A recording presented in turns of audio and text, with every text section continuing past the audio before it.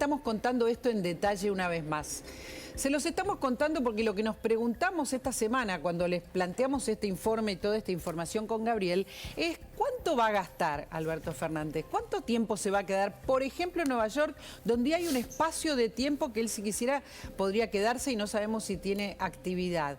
Todos estos viajes que él considera son importantísimos para la Argentina, ¿son realmente importantes? No tenemos información de estos viajes, no sabemos los hoteles donde se queda, no sabemos si va o no va a Fabiola, que más de una vez está incluida y se queda, a pesar de que el presidente vuelve a viajar. Y ahora Karina Banfi ha comenzado un pedido de informes para tener esta información. ¿Qué es lo que querés saber? ¿Qué es lo que vas a pedir como información, Karina? Contanos de los viajes de Alberto Fernández. Bueno, estamos frente a Alberto Fernández y su vuelta al mundo en 20 días. Esta es el nuevo cuento que tenemos, en vez de estar tratando de resolver y acompañando a su equipo económico mínimamente para bajar el impuesto inflacionario, ¿no? No, él está viajando. Él está viajando y él, ya lo dijimos, se autopercibe estadista y tiene que decirle cosas al mundo. Él está viajando y nos genera, a mí también, bueno, a partir de verlos a ustedes con esta información hace unos días, propuse un pedido de acceso a la información pública que tienen 15 días para responder y lo que quiero saber principalmente es el listado de la comitiva, los gastos operativos de los vuelos a cada uno de estos destinos que nombraba Gabriel, el listado si hay invitados especiales, porque esta gente no va sola. Recién veíamos en los comunicados de Casa de Gobierno que hablan de que es acompañado por el canciller, que está bien, que es acompañado por la vocera, no voy a entrar en detalles, que es acompañado por el secretario general, pero después hay un montón de gente que circula, en donde te hacen pasar por protocolos, por empleados de protocolo, por atención a la imagen, etcétera, y etcétera. Y a veces hay invitados políticos saberlo. También, ¿no? Invitados políticos, invitados periodistas, empresarios, que también tenemos que saber si eso lo pagamos los argentinos con nuestro impuesto, el impuesto al fideo, al arroz, que es el impuesto verdadero, que afecta a los sectores más desventajados de la sociedad, o si en realidad, bueno, el empresario va y dice yo quiero participar porque a mí me interesa, porque tengo negocios con India o con Chile, en donde quizás está bueno y es productivo para la Argentina. Pero ¿sabes dónde está el problema? Sí.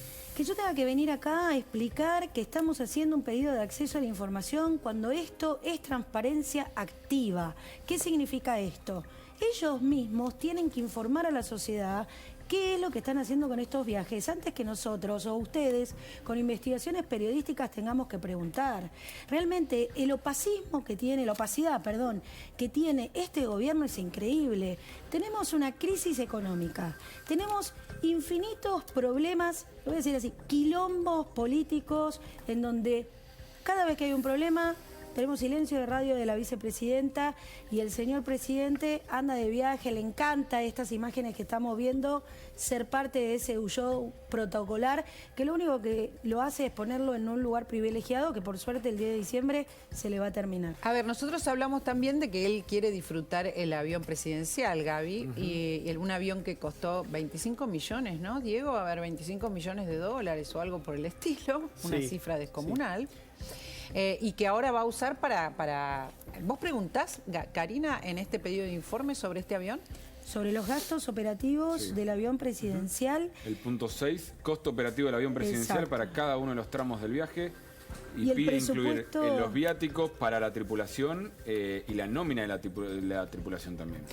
Y bueno, y el presupuesto total, según el tipo de moneda y de cambio de moneda que le asignaron a esto, porque también con esta escandalosa cantidad de tipos de cambio, ¿cuál está usando el gobierno para evaluar el costo de este viaje por el mundo? Claro, porque además si llegan a dar la información, ¿de qué dólares van a estar hablando, no? ¿Qué dólares nos van a decir? Viste que siempre que hay viajes, hay movimientos previos de la Cancillería para armar, por ejemplo, la agenda, acuerdos bilaterales, ese tipo de cosas. En general en los viajes de Alberto no hay mucho, ¿no? Uno no ve que hay mucho movimiento previo. Alguna vez cuando viajó a Rusia firmó un contrato para hacer trenes rusos, que obviamente nunca se hizo ninguno, para dárselo en mano a Putin. Y ahora, esto en las últimas horas lo que ha decidido, que seguramente será una de las ofrendas que le lleva a Boric, es quitarle la orden de mérito sanmartiniana a Pinochet. Sí, claro. Y se la acaban de quitar y seguramente será una de las ofrendas que le lleve a Boric en el viaje que hace, creo que de regreso, ¿no? De regreso va a Chile. Podemos decir que es el más barato, ¿no, Karina? Ir a pasar por Chile. Yo la verdad no soy una especialista en los vuelos ni nada, pero como decía Diego, me parece importante a ver para qué está haciendo estos viajes. Digo, es un acto simbólico lo que vos estás contando. Tenemos otro tipo de problemas hoy en Chile que nosotros estamos revisando desde la Comisión de Relaciones Exteriores, como el uso territorial argentino para mapas chilenos. El mapa chileno que se apropia de territorio marítimo argentino. Tenemos un conflicto allí, por supuesto. No entendemos muy bien cuál es parte de la agenda. Función. Nadie sabe. Nadie sabe si se va a sentar en una reunión bilateral, supongo, porque además tiene una invitación en el marco de los 40, no sé cuántos años de la dictadura chilena. Entonces, ¿va a tener alguna reunión bilateral? ¿El canciller va a hablar con el canciller chileno? No lo sabemos. A ver, hasta ahora no conocemos, y lo decíamos con Gaby, lo decíamos con Rubén esta semana, Karina, Diego, no conocemos qué bilateral va a tener. No tenemos información absolutamente de nada. Hay 3 que se confirmaron hasta ahora. Se confirmaron ahora. A ver, ¿cuáles? Presta atención.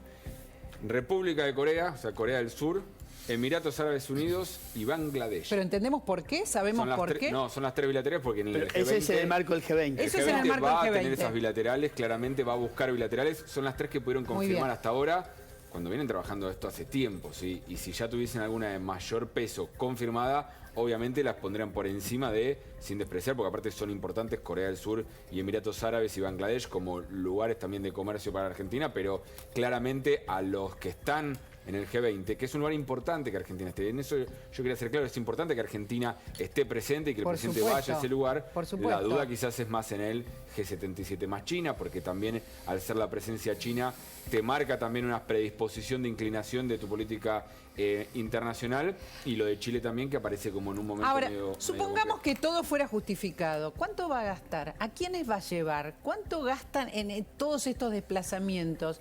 Supongamos que todo es justificado. No tenemos que hacer lo imprescindible, no tenemos que hacer en este momento de crisis lo que es imprescindible para la Argentina y dejar de lado algunos otros viajes que sí pueden ser interesantes, pero no necesarios. Hay muchas preguntas que nos hacemos. Sí, pero además, estamos preguntando qué hacen con nuestros impuestos de todas las maneras posibles. Sí, además es un poco lo que decía la diputada. En realidad, todo parte de una enorme opacidad. Esto debiera ser absolutamente público. O sea, ¿cuál es la agenda del presidente? A veces da vergüenza ver la agenda del presidente. ¿Por qué? Porque no tiene agenda. No tiene nada que hacer. Claro, cuando uno revisa la agenda del presidente, a veces se la pasa en actos casi, te diría, de inauguraciones de nivel municipal, ¿no? Bueno, la última vez apareció en una ruta. Una repavimentación, no era una ruta nueva. Por eso, en una repavimentación. Apenas una repavimentación. Entonces digo, y el presidente tiene una muy escasa agenda. Cuando sale al exterior, además con todo lo que significa hoy salir al exterior y demás, debiera estar claro eso. Cosa que siempre suele salir las comitivas y demás con mucho tiempo. Postdatado mucho tiempo suele publicarse un decreto donde dice quiénes acompañaron, ¿no? Y eso, en un momento, como vos decís, donde en realidad la Argentina tiene prioridades absolutamente cercanas, diarias y muy criollas, digamos, eso debiera estar por lo menos mucho más claro, ¿no? Para decir, bueno, vamos por esto. Pero además, estos son los motivos. Además, en un ratito les vamos a contar con Nicolás Cassese, que ya llegó, pero esto será en un ratito. ¿Por qué la gente no quiere votar a la política tradicional después de estas cuestiones? ¿Por qué? Está a las claras, está a la vista. De esto vamos a hablar enseguida. Tenemos información, Rubén, de que está hablando Massa. ¿Podrá hablar del impuesto a las ganancias? ¿Qué sabés? No sé si era alguna referencia, no se trata de esto. Si querés lo escuchamos, se trata de otra cosa que ahora que te la explico, te va a gustar. ¿Me va a gustar? La solidaridad con la que has planteado algunas ideas en las últimas 48 horas, sino también te quiero transmitir una certeza a vos y a todos los riojanos. Quiero que te quedes tranquilo y que se queden tranquilos. No vas a tener que renunciar porque vamos a ganar las elecciones y vamos a hacer gobierno en la Argentina Así que vamos a poder trabajar juntos después del 10 de diciembre. Quiero además transmitir toda mi solidaridad. Hoy estamos hablando de la infraestructura de cuidado y hay comunidades que forman parte también del conjunto de nuestra sociedad y que si bien no necesitan de cuidado, muchas veces necesitan de ayuda, no necesariamente del Estado, sino a veces de sus familias, o simplemente lo que necesitan es que en la mirada de la sociedad integrada estemos los que tenemos la responsabilidad de legislar. Ahí está, no habló del impuesto de las ganancias, por lo menos por ahora, le dijo a Quintela, vía Zoom, entiendo, no vas a renunciar, vamos a ganar. Quintela, me recordó Gaby, claro, por estas horas dijo que se iba si ganaba Milei, ¿no? Sí. Pero él dice que va a ganar. Le dijo Massa. Que se quedara tranquilo a Quintela. Habrá ¿Qué está que ver si los Massa riojanos ahí? se quedan tranquilos con que no renuncia a Quintela, ¿no? Pero Claro. ese es otro tema. A ver, de lo que está hablando ahora es de infraestructura, es un simposio sobre infraestructura del cuidado. ¿Qué es la infraestructura del cuidado? Eso, ¿qué es? Son todas las acciones que tiene que llevar adelante para que el Estado, para que un ciudadano tenga el pleno goce de todos sus derechos y sus garantías. Desde asistencia del Estado, desde el punto de vista humano, legal, cómo funcionan los organismos médicos. ¿Saco la guitarra? Los organismos médicos, cómo funciona la asistencia, la llegada del Estado en cada una de las necesidades. Pero le estamos contando que tiene un montón de irregularidades, señor Massa. Está hecho pelota el Estado, pero bueno, lo que está explicando Massa en este seminario básicamente es eso.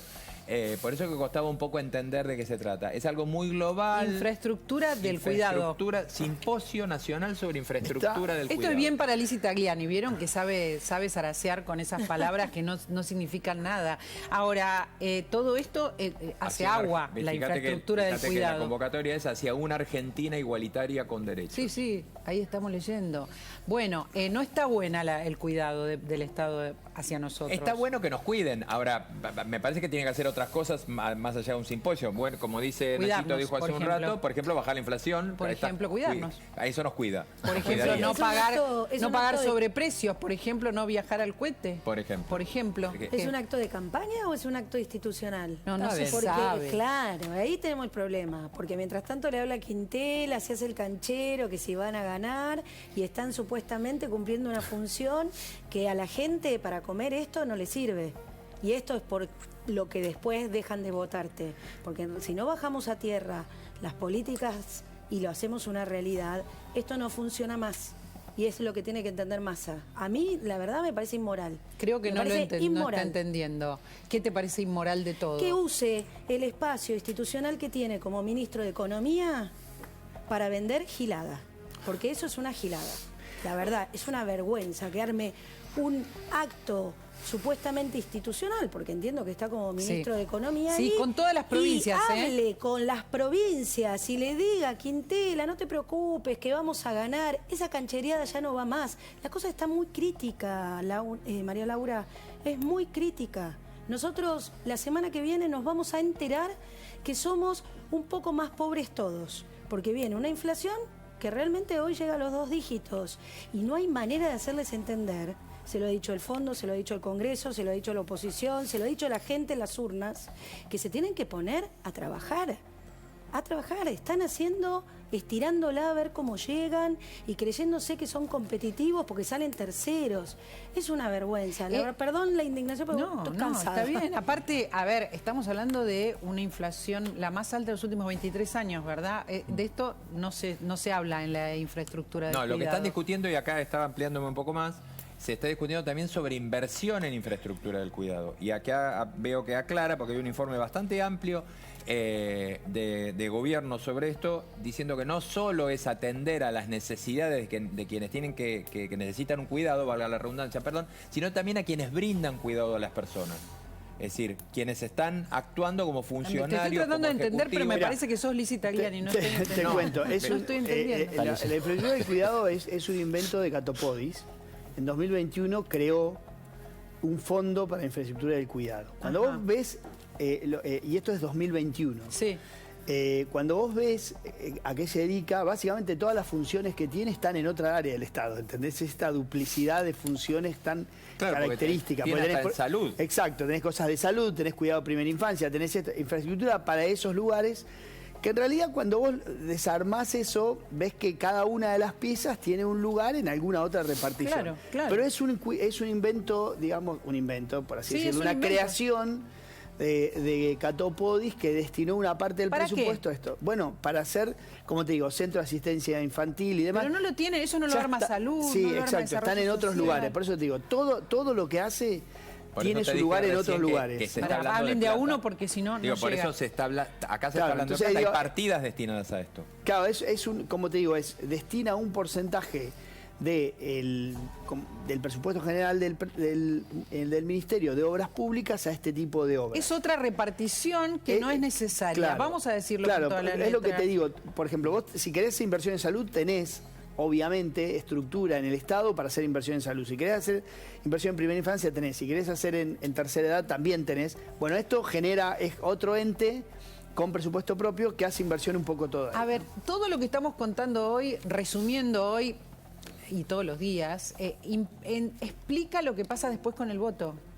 Estamos contándole la superestructura del cuidado, o como se llame, que no es necesaria porque cada ministerio se ocupa de cada una de estas áreas. Estamos hablando de los sobreprecios de las frazadas que van a llegar en octubre cuando empiece a hacer calor y que están grabadas el 177%, ¿verdad? Que es plata nuestra. Estamos hablando de un viaje, el viaje de Alberto Fernández. Los viajes de Alberto Fernández, son los viajes de Alberto, que va al G20 y nos parece que hay que ir, pero que después va a un montón de lugares que no entendemos por qué. Y en todos los casos no sabemos, Karina, a quiénes lleva, cuántos son los que lleva, a cuántos políticos, a cuántos empresarios, cuánto es la comitiva, si lleva peluquero o manicura, no sabemos la cantidad de plata que va a gastar, a qué dólar va a gastar. Estamos hablando de cuántos viajes eran en total, 8. Un montón de viajes y todos carísimos, usando un avión que es carísimo además, el avión presidencial, ¿no? Vos vas a preguntar todo. ¿Vos crees Ya pregunté, ahora ya entró en el proceso, lo tiene Presidencia de la Nación y en 15 días tienen que responder. Si no responden vamos a ir a la justicia, porque esto es un derecho. Y yo estoy para defender el derecho de todos los argentinos a saber qué se hace con la plata de nuestros impuestos. Estamos hablando siempre de lo mismo, de los presupuestos, de la plata, de los montos, de la que se gastan y de la que es nuestra, que la están gastando, y que no sabemos además, queremos saber, queremos tener la información. Mientras tanto, mientras todo esto sucede, como dijo Karina recién, no se están dando cuenta de lo que pasa. Cuando no se dan cuenta de lo que pasa, ¿qué está haciendo la población? Está votando a la oposición. De los 3/3, 2 votaron a la oposición. Porque trabajan Juntos por el Cambio, representa Juntos por el Cambio como diputada y dijimos muchas cosas. No creo que... Delante mío. Delante de ella, sí. No, peor sería a escondidas, ¿no? Por supuesto, por supuesto. No, pero coincido, yo creo, dos cuestiones. Una, que efectivamente la crispación social, creo que al menos en la parte del trabajo que nosotros aportamos en Juntos por el Cambio, veíamos como un impacto negativo la interna. Esta división, que creo que ahí, esto que vos decís que coincidimos y nosotros lo estamos viendo, de que nadie tiene asegurado los votos, ninguno de los tres tiene asegurado los votos, y en donde vamos de nuevo a pescar en esa pecera en una nueva campaña, que efectivamente está consolidada y que estas 2 semanas que quizás hicimos como un repliegue fue para abrazarnos, darnos muchos cariños y decir te queremos mucho. Bueno, a ver, Nicolás dijo lo contrario, ¿no? Dijo no, pero ahora le estoy Juntos por el Cambio no está le estoy dando consolidado. información de que nos hemos tomado este tiempo justamente para mañana, que comienza la campaña, salir muy fuerte y muy concisos a buscar la habilidad del votante que tiene, que yo creo que se disparó, o creemos nosotros que se dispara de alguna manera al sector de Milei, que podría ser más un voto nuestro o con más empatía en el voto de Juntos por el Cambio, porque el momento de una división como te trae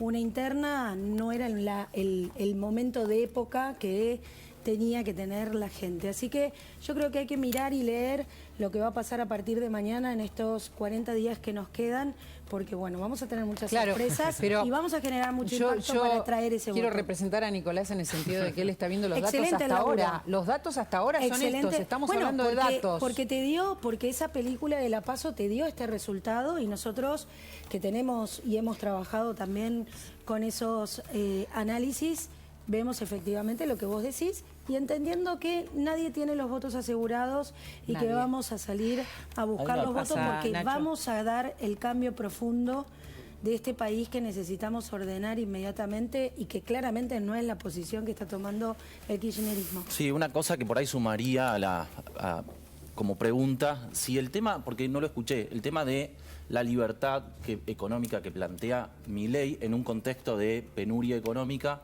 si no fue muy efectiva. Del lado, Milei identificó al Estado como principal responsable de las penurias económicas de los argentinos. Para mí eso es muy efectivo, muy arrollador, como lo vimos en otras épocas, otras décadas en donde un discurso más socialista quizá le decía a la gente: ¿vas a dejar que el empleador o el capitalista se apropie de parte del valor de tu trabajo? Bueno, lo que hace Milei es plantear exactamente lo mismo, pero del lado del Estado. ¿Vas a dejar que el Estado se apropie del valor de tu trabajo? Para mí eso es lo más efectivo que tuvo Milei en la campaña, o por lo menos quiero entender si dentro de esta transversalidad que ven en los niveles de ingresos, si no tiene que ver un poco. Yo creo que... A ver, Nicolás, ¿qué te va a contestar? Está bueno el punto, insisto, esto ya es interpretación, no dato. Sí, claro. Digamos, me parece que es importante el punto que estás marcando y una manera de entender que sí, que este grito desaforado de libertad, el Estado como enemigo, fue relevante, que tiene que ver con el momento de despegue de Milei, que fue la pandemia. Y fue justamente el momento donde el Estado era de una omnipresente.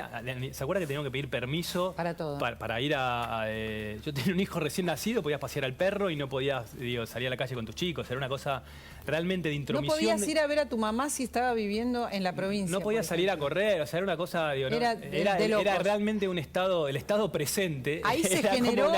Y bueno, y ahí es donde empieza... en redes. En redes, ahí, si uno mira el crecimiento orgánico de las redes donde empezó el fenómeno Milei, claramente despegan los maslatón quitándose el barbijo comunista y demás. Hay un momento de mucho auge del discurso libertario en el momento de mayor presencia del Estado, donde estábamos realmente oprimidos, o sea, por la pandemia y también por los excesos que se cometieron en el control de los ciudadanos. Vos lo que decís es que esa opresión que se sintió en la pandemia deriva en esto que identificamos como el Estado. Insisto, esto no es dato, es interpretación, pero a ver, lo que sí es dato es que el crecimiento de Milei coincide con este efecto de Estado omnipresente y de las cuentas puedes empezar a mirarlo. No puede tener que ver también con... Yo creo que el kirchnerismo subió en esto de agrandar el Estado sin ningún sentido. Macri no hizo lo suficiente para bajar lo que había prometido que tenía que bajarlo y después siguió subiendo. La pandemia también dio. El acto que vimos recién es una prueba de eso. Eso no ha generado también, no llegamos a niveles irracionales. 3 personas estuvimos 5 minutos tratando de entender qué estaba diciendo Massa. A ver, que anuncia Massa. A mí me parece, Rubén, que y Nico, coincido con lo de la pandemia y demás, eso sumale que se fue agotando el modelo populista. El modelo populista necesita sí o sí dinero. O sea, es así de simple. No hay Estado populista sin plata. No existe. Se fue quedando el Estado sin plata y porque en su momento, digamos, si uno quiere hacer una absoluta simplificación, bueno, todo se arreglaba con dinero, ¿entendés? Bueno, jubilaciones sin aporte, subimos esto, y en un momento no tenés más plata, que fue lo que vino pasando estos años. Entonces la fórmula del Estado presente en todos lados, que todo lo arreglaba con dinero, se agotó. Es un punto, pero yo quiero agarrar lo de Nacho Olivera Dol, que me parece que es un tema a tratar.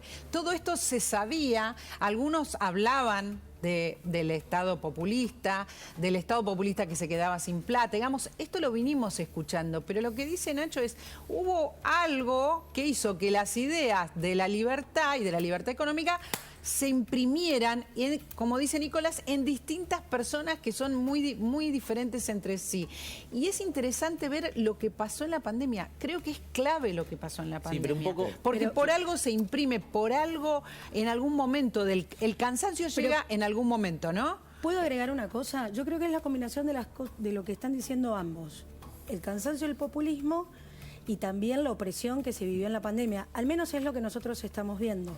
Lo que sí entendemos también que en el caso de Milei, con respecto a sus propuestas económicas, tuvo una primera fase en la PASO, y lo que estamos viendo ahora hace 2 semanas, yo ya estoy mareada. ¿Vamos a terminar con el Banco Central o no vamos a terminar? No vamos a terminar. ¿Vamos a dolarizar o no vamos a dolarizar? Tampoco. ¿Vamos a atacar a la casta por todos lados? La metemos en las listas. Esto es Sí, pero el Karina, desafío, pero ahí tenés es un el problema. desafío que tiene Milei para justamente en este voto, en esta volatilidad de cómo atrapás cuando del otro lado nosotros hicimos una campaña en Juntos por el Cambio que estaba depositada principalmente en quién iba a liderar Juntos por el Cambio. Ahora es cómo vamos a hacerlo.